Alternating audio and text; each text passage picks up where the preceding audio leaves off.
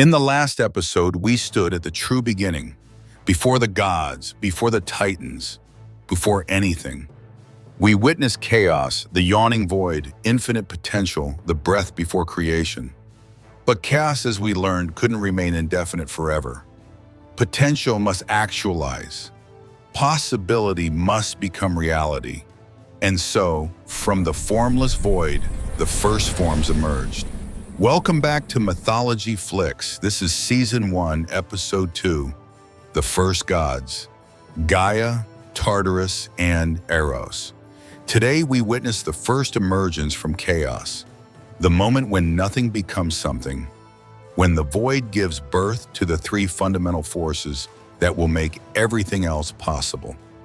By the end of this episode, you'll understand the foundation upon which the entire universe rests. Not just who these three beings are, but what they represent. Not just their names, but their meaning. Let's begin. From chaos, the first separation occurred. Not with violence, not with sound, not with light or fire, but with a gentle, inevitable differentiation. Like water separating into droplets, like silence breaking into the first note of music. And the first thing to emerge was solidity itself, the concept of ground, of substance, of having somewhere to stand. Her name was Gaia. Gaia arose from chaos, fully formed, complete, conscious. She didn't grow or develop or evolve from something simpler. She simply was, suddenly and absolutely, the earth itself. But understand, this wasn't the earth as we know it today. Not a planet spinning through space, covered in oceans and continents.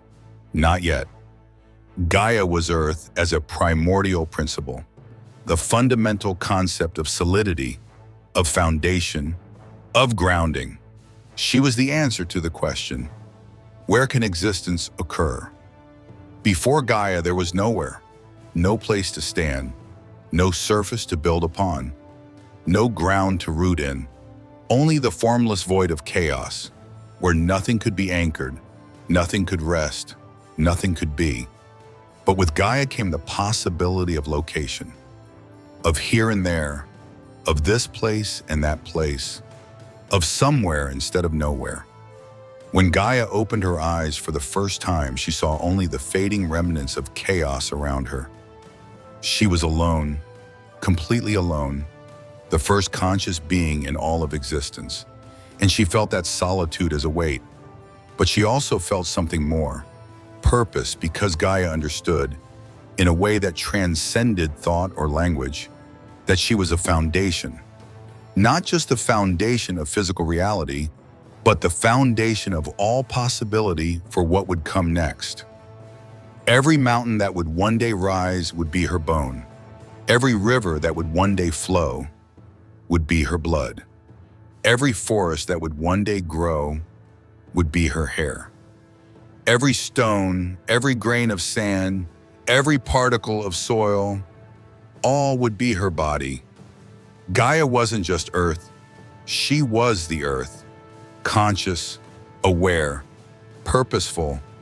And from this moment forward, everything that exists would need her, would stand upon her, would be supported by her, would call her home. But Gaia wasn't alone in her emergence. Almost at the same moment she arose from chaos, something else was happening. Or perhaps not happening, perhaps unhappening.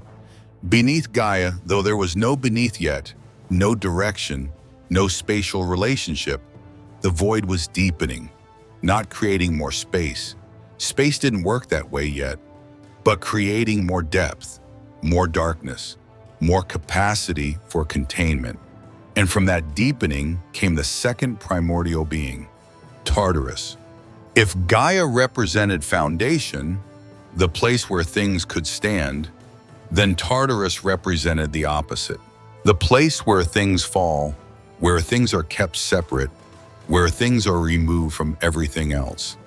Tartarus was the pit, the abyss, the prison beneath all things. Imagine a darkness so deep, so absolute, so removed from everything that even the concept of darkness loses meaning. Imagine a depth so profound that falling through it would take 9 days and 9 nights. Not 9 days falling through air, 9 days falling through the layers of existence itself. Tartarus was the answer to another fundamental question. What happens to things that cannot exist on the surface? Because not everything can or should inhabit the world of light.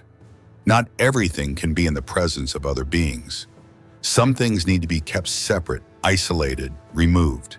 And Tartarus would be that place. The place of exile, the domain of containment, the prison for everything the cosmos could not allow to roam free. Later, much later, Tartarus would become home to the defeated Titans, to monsters too dangerous to kill, to beings whose very existence threatened the order of the universe. But in this moment, at the beginning, Tartarus was simply space. Space defined by absence, by separation, by distance from everything else. If Gaia was presence, Tartarus was absence. If Gaia was connection, Tartarus was isolation. If Gaia was home, Tartarus was exile. And yet, both were necessary, both were fundamental. Both emerged from chaos because reality needed both. You cannot have only presence without absence, only connection without separation, only home without exile. The very nature of existence requires opposites, requires duality, requires that for every this, there be a that. Gaia and Tartarus were the first opposites, the first pair, the first duality. And with their emergence, the universe gained its first fundamental structure, above and below, surface and depth, where things live and where things are hidden. But there was a problem. Gaia existed, Tartarus existed, but they existed separate, isolated, with no connection between them. There was foundation, yes. There was depth, yes. But there was no relationship, no attraction, no impulse to unite. The universe had structure, but no dynamics. It had form, but no movement. It had being, but no becoming. And then the third emerged. Eros, not Eros as you might think of him later, not the childlike Cupid with bow and arrow, but Eros as a primordial force, as a fundamental drive, as the very principle of attraction. Eros was desire, not necessarily sexual desire, although that too, but desire in its broadest possible sense, the impulse of separate things to move toward one another. Before Eros, Gaia and Tartarus simply existed, static, separate, with no impulse to change or interact. But with the emergence of Eros came the possibility of relationship, of connection, of interaction, of separate things uniting to create something new. Eros was the glue of the universe, the force that makes matter clump together, the drive that makes atoms form molecules, the longing that makes beings come together and create offspring. Without Eros, the universe would be forever static, frozen. Nothing would ever change. Nothing would ever combine. Nothing would ever be born.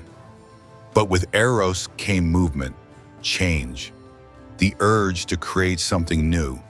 And here is the beautiful thing. Eros didn't choose to exist for a reason. Eros simply had to exist. Because a universe of separate things cannot function without something to bring them together. Gaia provided foundation. Tartarus provided depth.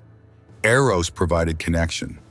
And with these three, just these three, the foundations of the cosmos were established. Everything that comes after will build upon these three principles: earth, foundation; abyss, depth; desire, connection. Think about the creation story that is unfolding. There is no creator God commanding things into existence. There is no master plan being executed. Only logical necessity, philosophical inevitability. Chaos contained infinite potential. But potential cannot remain potential forever. So it actualized in the only way that made sense.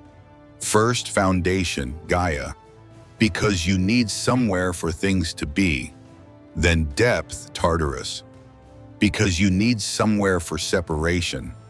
And then connection, Eros, because you need something to bring things together. With these three in place, everything else becomes possible. In the next episode, we will witness the first true union. Gaia, the conscious earth, will discover that she can create, and from her creations will come new beings that will shape the cosmos. Nyx and Erebus, night and darkness. The first daughters of chaos, born not directly but through chaos awakening to what it could become. But for now, we remain with the first three: Gaia, Tartarus, Eros, earth, abyss, desire, the fundamental building blocks of reality. The three principles on which everything else will be built. The real beginning of the cosmos.